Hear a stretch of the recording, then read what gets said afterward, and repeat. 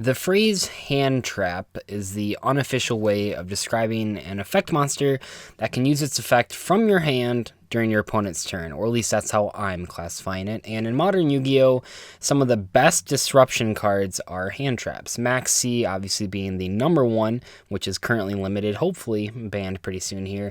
And Ash Blossom and Joyous Spring, as well as Ghost Ogre and Snow Rabbit, are both very powerful cards that have most of the benefits of conventional trap cards without the possibility to being blown up in the back row by Twin Twisters or Mystical Space Typhoon. Today, I want to talk about 5 sort of older hand traps that you may have forgotten. And before I start the list, I wanted to mention this honorable mention one, which is Skullmeister. Now, this card has recently popped up in a couple of the World Championship deck profiles because it's so good against dinosaurs. It's also about to get its first reprint of ever with Solemn Strike in the upcoming special editions. However, outside of those two things, the Skullmeister just seems to pop up in price spikes every couple of months for the past like 4 or 5 years. It never was really used to success, but it certainly was known because it was that one old secret rare that randomly would jump up to $50 a copy for no apparent reason for like a weekend. But I don't think people have completely forgotten about it, so I'm going to put it as the honorable mention, sort of a pseudo number 6 this list. But let's get into the real list.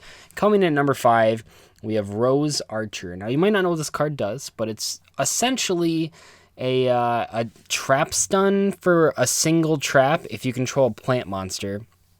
Now, it is sort of weird because Rose Archer is a warrior monster, which makes it not have a ton of synergy with the rest of the plant decks out there. But this was played in Sylvans a handful of times, mostly before the 2014 WCQ. No one at that event really played Rose Archer, but prior to that event, when Sylvans first got all of their crazy support, a lot of people played Rose Archer, and the main reason was to stop a bunch of the trap cards that were happening back in the day. You could stop, you probably want to stop Artifact Sanctum, but you could destroy Call of the Haunted, you could destroy Bottomless Trap Hole, you could destroy Traptrix Trap Hole Nightmare, and it's a pretty good card. The issue with it, and the reason that no one has played it since then, and even why a lot of people thought it was suboptimal back then, is because it required a very specific action to happen. Not only did your opponent have to activate a trap card, you also had to control a plant type monster. Even in Sylvans, which always had plant monsters on the field, you could very easily get stuck with dead Rose Archers in your hand because you could have a plant monster and they could not have a trap card, or they could have a trap card and you could not have a plant monster, or they could have a trap card, you could have a plant monster, and you don't draw Rose Archer until after it resolves. There's just a whole bunch of scenarios where this card just makes your hand way worse, and it's a terrible top deck as well. So it's been mostly forgotten. Doubt it's going to be popular anytime soon. Seeing the best deck that could take advantage of it was Sylvans, and that deck didn't even want to play it. So anyway, we have Speedroid Menko coming at number 4 here. Speedroid Menko is a card that has popped up in, I think the most notable decks would be Yosenju's, and then Deskbots. Now, in Yosenju's, it's a wind monster, and Deskbots is a machine monster. Neither of those are super relevant here. I suppose you could machine dupe this if you really wanted to.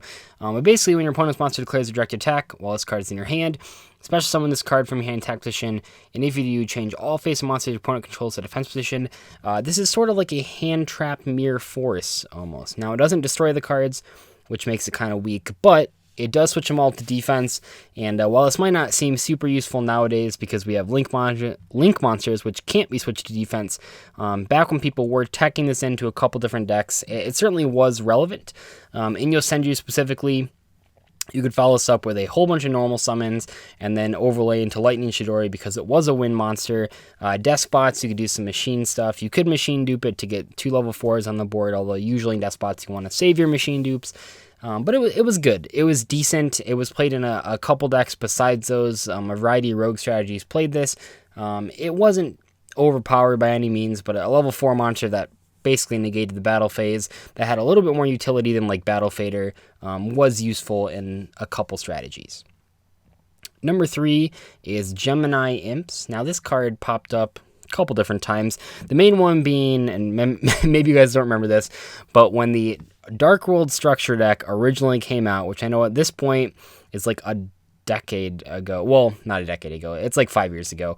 And, sooner than that. I don't know. I think it's closer to a decade than it is 5 years. I don't know the exact date. I think it's like 7 or 8 years ago when Grapha and stuff weren't released, and then they got released, and man, people were scared. Dark Worlds might not seem super powerful nowadays, but back when they first came out, people were very, very scared. They were the most hyped deck going into the YCS right after they were released, and everyone was playing Gemini Imps. Gemini Imps is one of the most powerful counters to that deck.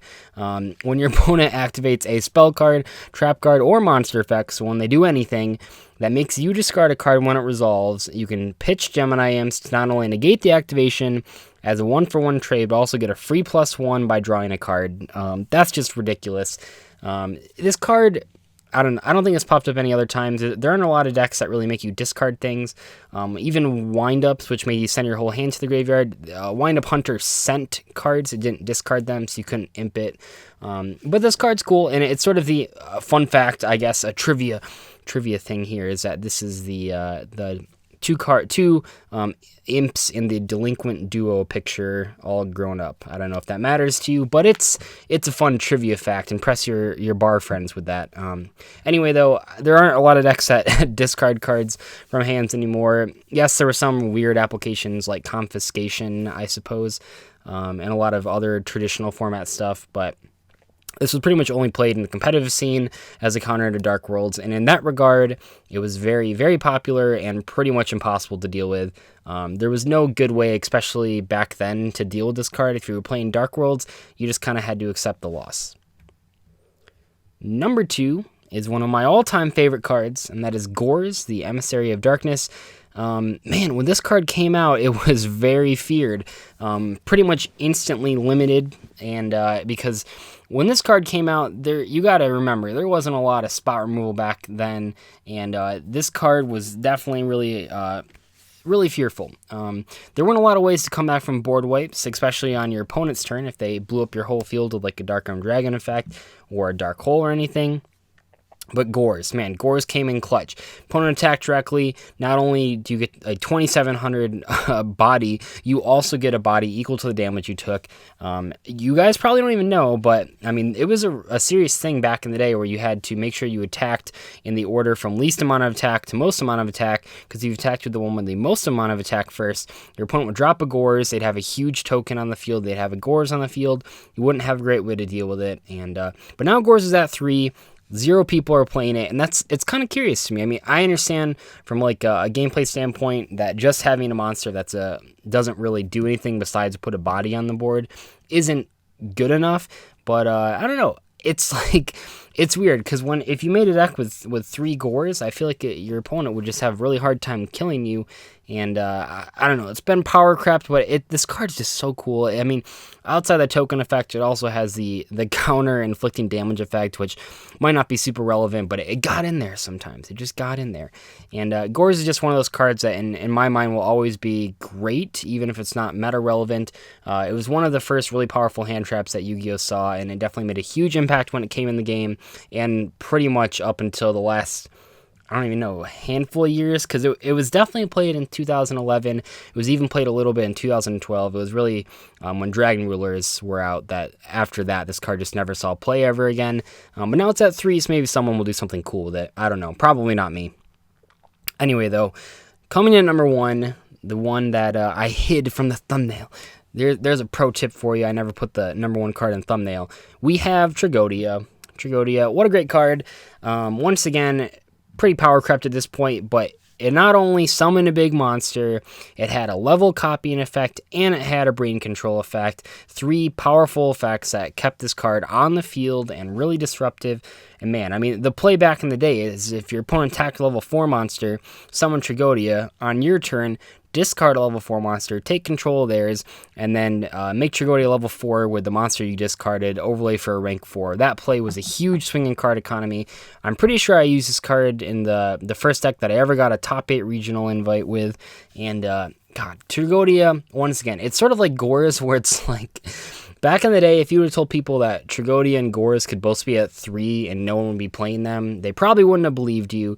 Both these cards in tandem were just super annoying to deal with. Tragoedia was used in pretty much every level 4 deck back when Exceed Monsters came out, and even a little bit before then. It's so good. And the ultimate rare copies, oh man, the ultimate rare copies.